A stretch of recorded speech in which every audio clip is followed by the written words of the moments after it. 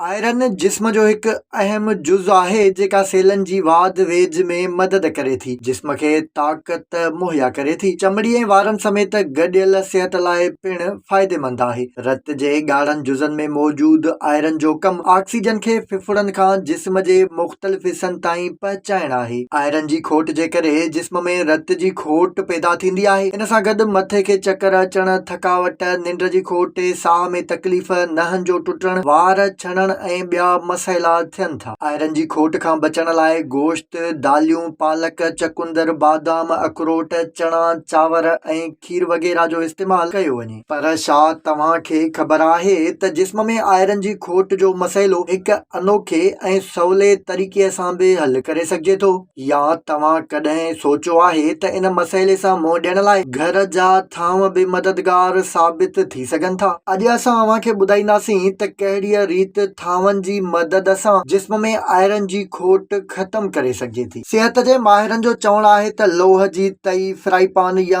ॿियनि थांवनि में खाधो पचाइण ऐं खाइण सां हर खाधो आयरन सां भरपूर बणिजी वेंदो आहे। जंहिंजे करे लोह जे थांवनि में खाधो पचाइण तोड़े खाइण सां जिस्म में आयरन जी खोट नाहे थींदी। पुराणे दौर में लोह जा थांव आम तौर ते इस्तेमालु थींदा हुआ, जेतोणीकि उन वक़्त जे माण्हुनि खे अहिड़े अमल जे फ़ाइदनि जी घटि ख़बर हूंदी, पर पंहिंजे तरीक़ेकार बाबति उहे अणॼाण बि न हुआ। जॾहिं लोह खे गरम कबो आहे त उहो नरम थींदो आहे ऐं खाधो लोह में पचण वक़्तु उन में लोह वारियूं ख़ासियतूं अची वेंदियूं आहिनि जेके उन खे जिस्म लाइ फ़ाइदेमंद बणाइनि थियूं। Journal of the American dietetic association में छपियल हिकु तहक़ीक़ में माहिरनि 20 मुख़्तलिफ़ क़िस्मनि जे खाधनि खे लोह जे थांवनि में पचायो। पचाइण खां अॻु तोड़े उन खां पोइ खाधनि में आयरन जे मिक़दार जो जाइज़ो वरितो वियो। तहक़ीक़ खां पोइ ॾिठो वियो त 90% खाधनि में लोहे थांवनि में पचाइण खां पोइ आयरन जो मिक़दार तमामु घणो हो। जंहिंखां पोइ इहा ॻाल्हि साबित थी त लोह जे थांवनि में पचंदड़ खाधनि में आयरन वधीक हूंदो आहे, जेको जिस्म में आयरन जी खोट खे ख़तम करे थो ऐं जिस्म खे खाधनि खां सवाइ बि अलॻि ताक़त ऐं कुवत मुहैया कंदो आहे। जॾहिं त अहिड़े थांवनि में पचंदड़ खाधनि में लीमो, सिरको या ॿी का तेज़ शइ इस्तेमालु करण खां पासो कयो वञे, छो त इहा इन जो ज़ाइक़ो उन धातुअ जहिड़ो कंदी आहे।